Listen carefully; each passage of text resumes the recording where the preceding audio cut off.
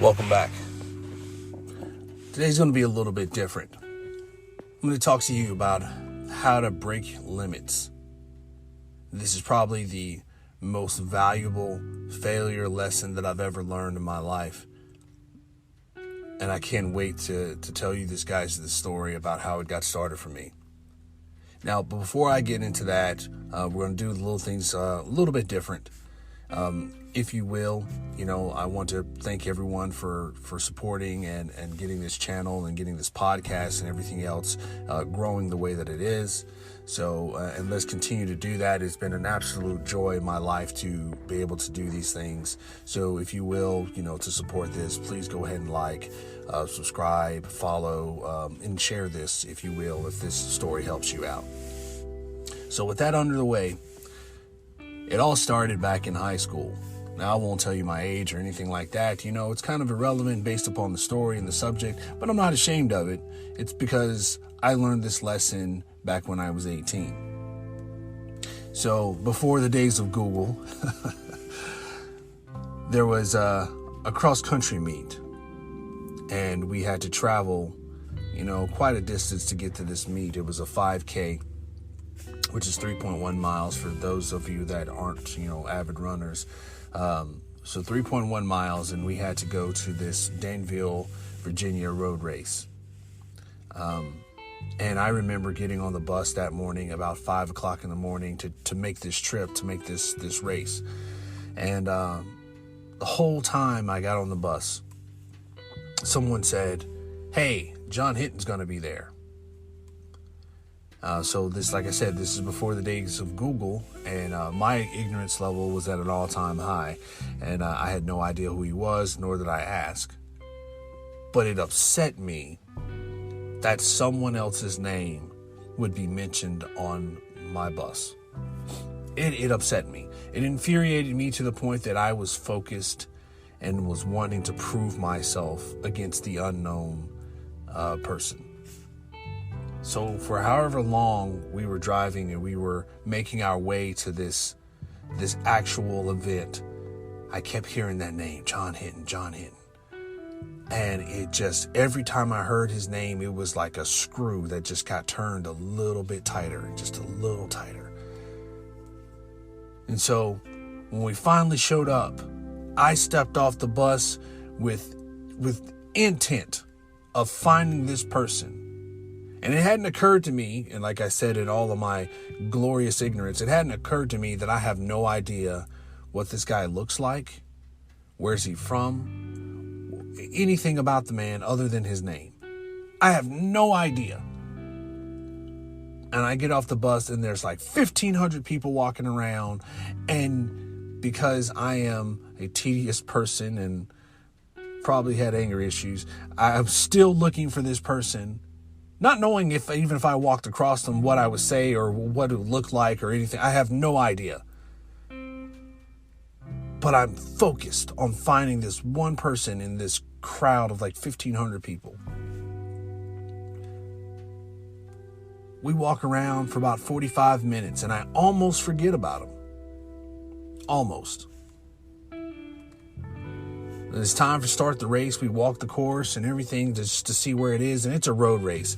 Road races run a little bit faster than, on the trails, because you don't have to deal with the same elements. You don't have to deal with the same pavements and foot. So it's a little bit faster. And we get to the starting line. And I almost forgot about John Hinton.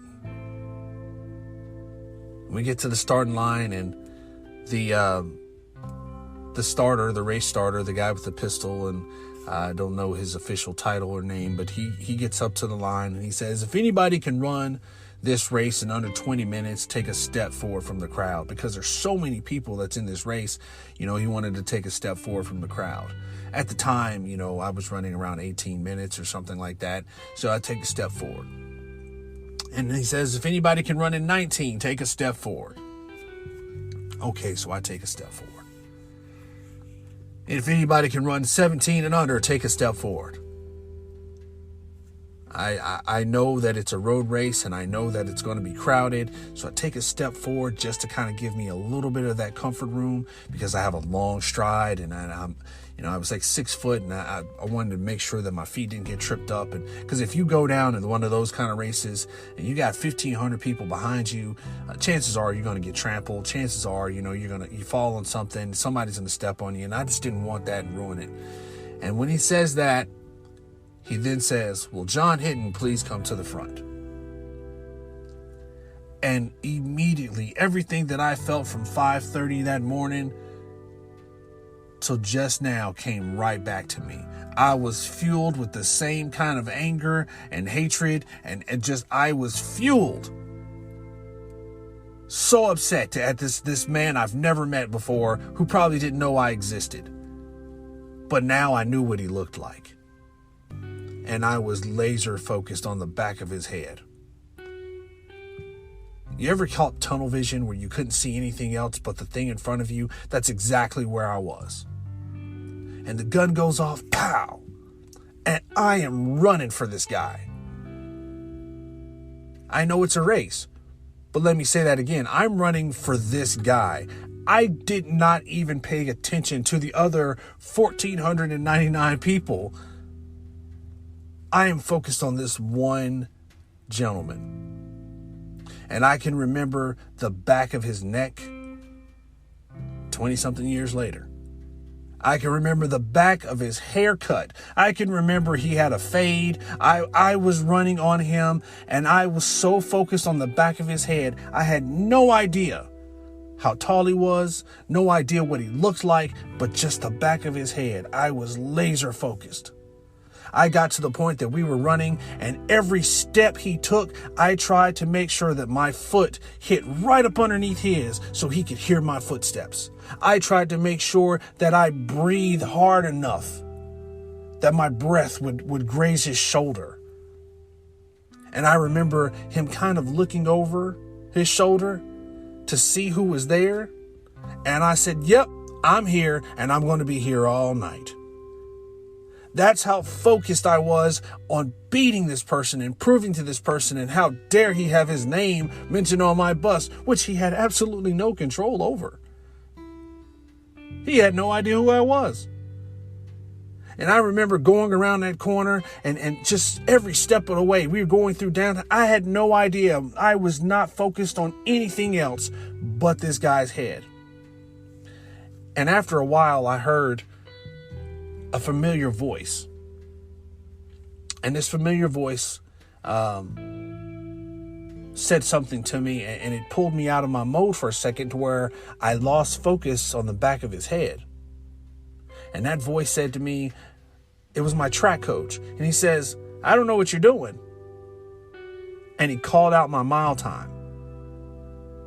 Now, keep in mind, I said before I was running around 18 minutes and so on and so forth, just keeping myself kind of in that pace.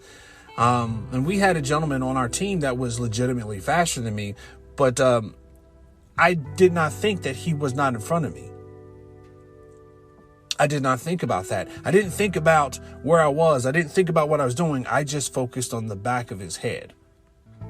And I used to pace myself around a 6-minute time frame, and then go 6-minute intervals, which leaves me around the 18-minute mark. That's what I normally would do. But in this particular case, my coach called out 4:45. I had never ran under 5 minutes, even when I just had to run a mile at that time.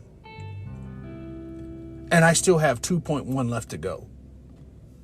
This totally broke my confidence level. It shook me up, and I remember my coach's words of, "I don't know what you're doing." And it threw me off. It made me doubt myself for a second too. It made me step out of my head. Wait a minute. If I'm doing a 4:45 right now, this guy's on pace for 14 minutes. And it made me start doing math in my head. It made me start doubting every one of my steps. It made me start shaking myself out of I'm going way faster than what I normally do. I know how hurt I normally am. I can't. And all that doubt started just coming in. just started coming in. And as it started coming in, then I started feeling the pain. I started feeling my legs. I started feeling my breath. I started feeling just all the little aches and pains of running. All of that started coming. And I watched the back of John Hinton's head just slowly start pulling away from me. And eventually he was too far for me to catch, and I couldn't get out of my own head anymore. I ended up finishing the race, I don't know, in the 40th, place or something like that, around 17 minutes and something. And it just, I remember just feeling so disappointed in myself.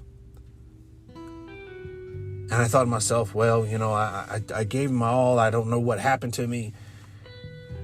And the funny part of the story is John Hinton came looking for me. Now, I don't know if John's, alive to this day, but I have a message for him after that. But he came up looking for me.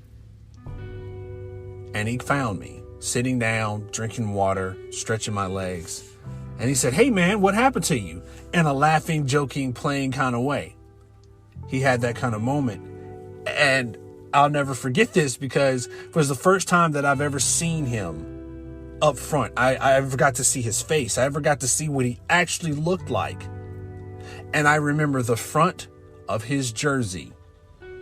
It said U.S. Olympic Team, which made perfect sense of why people were talking about him on the bus, which made perfect sense of why his pace was the way it was. It all made sense then, but I was too ignorant to ask the questions, to figure it out, or to put myself in a place.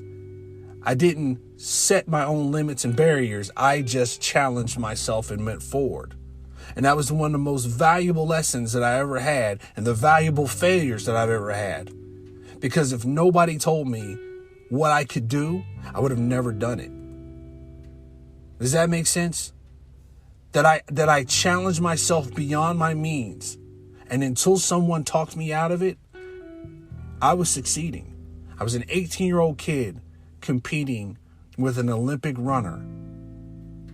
And the only thing that did that was that I wasn't scared of a title. I wasn't scared of a position, and I wasn't scared to push my own limits. Now, granted, I failed, but I would have never known the things that I could have accomplished or I could have done if I was intimidated to not push myself. And as I said before, that is the most valuable failure lesson I've ever learned. And I want to thank John Hinton wherever he is. I don't know if he's still alive or anything like that, but he taught me that lesson. And that story, sometimes I believe stories aren't just meant for the person that they're happening to. That story is something that I believe can share with everyone. But I want John Hinton to know, if he's still out there, I'm still training to this day. I'm still training to this day, because at some point in time, I think maybe you might be in your 60s or 70s, and I'm still running. And I want you to know that humbly, I'm still racing you in my mind. With that being said, 24 hours better.